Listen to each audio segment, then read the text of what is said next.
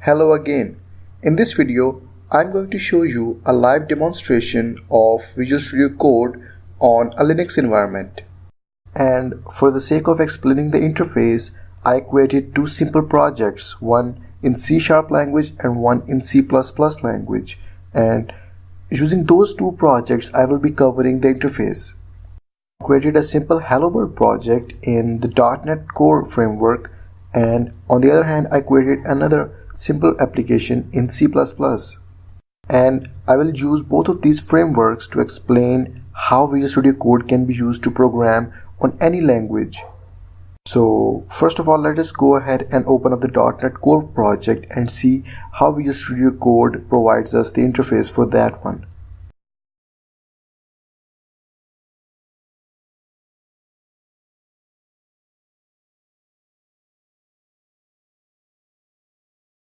Now, Visual Studio Code offers us to install the C# extension, but I will be leaving all of this extension stuff to the end of this video. And the syntax highlighting is provided in Visual Studio Code, and for that I will open this JSON document to prove that. And however, for the C# syntax highlighting, we need to install that extension, and I'm not going to install the extension right now because I have to cover it by the end of this video. If you have ever worked in Git environment, you know that Git primarily works with repositories, and for a new project you first have to create a new repository and then you commit new changes in the similar project and you push the changes to other servers or other similar like devices or computers that are connected to that repository. Similarly, Visual Studio Code also offers us to create a new Git repository for the similar project. Git will be initialized in the similar directory, and let me first get rid of that.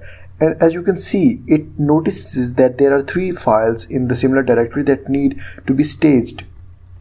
And Visual Studio Code also provides me a graphical interface to commit the changes instead of typing the git commit -m command each of the time.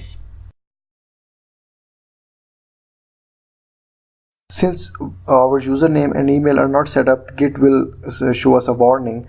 Let us ignore this for a while. Okay, so everything is fine until now. So we can now go ahead and make a change and see how Visual Studio Code's interface changes based on the changes in the Git repository. And notice when I press Ctrl+S, you will see that Git also shows me that there are a few changes in the project that need to be committed. So now let us have a look at the debugging features in Visual Studio Code. You will see that there are no configurations provided by default, even though the project was built for C# language using the .NET Core framework. However, Visual Studio Code shows no interest in providing us with anything like that. And as we mentioned in the beginning of this video that Visual Studio Code is a highly flexible IDE, we can add more runtimes that can be debugged against. And now what happens if we click on the more is that it will open up the tab for extensions, and it will allow us to download and install the debuggers for different and various frameworks from various vendors. And now finally I get to talk about the extensions in Visual Studio Code. As you can see, the recommended extensions for this project type are C#, the C# extension that Visual Studio Code was always popping up, and the mono debug, the debugger for this project. They are the recommended types, and there are several other types of extensions that we can install. We can see which of the extensions are installed at the moment, or like we can also see which of the extensions are disabled in the IDE, or we can see the recommended extensions for our project. And finally, I will install the C# extension from the extension market and see how it improves the Visual Studio Code interface for us. And once it finishes downloading, it will prompt us to reload the IDE so that it can start up.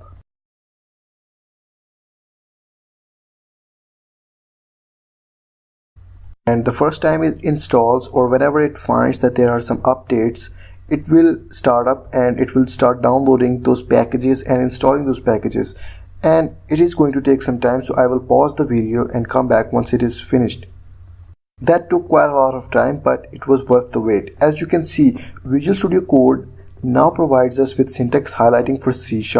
as well as the debugging capabilities. As you can see, it installed the .NET Core debugger and installed quite other few extensions and features that will make C# programming a bit more simpler. Most important one is that Visual Studio Code also manages the project itself by adding a VS Code directory inside the project, so that any of the extensions or settings that Visual Studio Code has to depend upon all can be stored in the similar directory. And if I go ahead and click on the yes button over there, you can see that there is a new folder inside the project, and there are several other features that get installed with the C# extension, but the most prominent one that you will always stumble upon is the IntelliSense or the autocomplete feature. If we go ahead and write the console.writeLine, it will fill up. If we go ahead and write the console.readLine or other similar code, it will provide us with the autocomplete suggestions for C# language using the assemblies or the packages that we are going to provide it with. So I think this was it for the C#. Let us go ahead and have a look at the C++ support in Visual Studio Code. Repeating the similar process, I will first of all navigate to the directory where my project is, and then I will open it up in Visual Studio Code.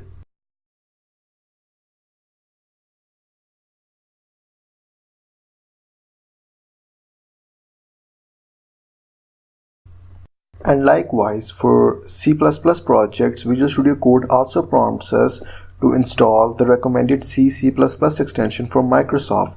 So instead of just installing the extension, let us go ahead and have a look at the recommended extensions from the marketplace. You will see that for C++ projects, it provides us quite a lot of recommendations, such as the C++ IntelliSense, C++ CLang compiler, or other similar stuff that will be helpful for us to debug or build the projects. And to keep things simple, I will simply just install the C++ extension from Microsoft.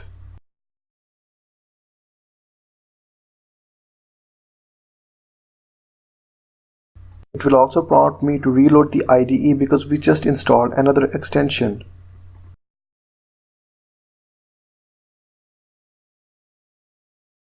And on the reboot, it will also start up and download the dependency packages so that it may work.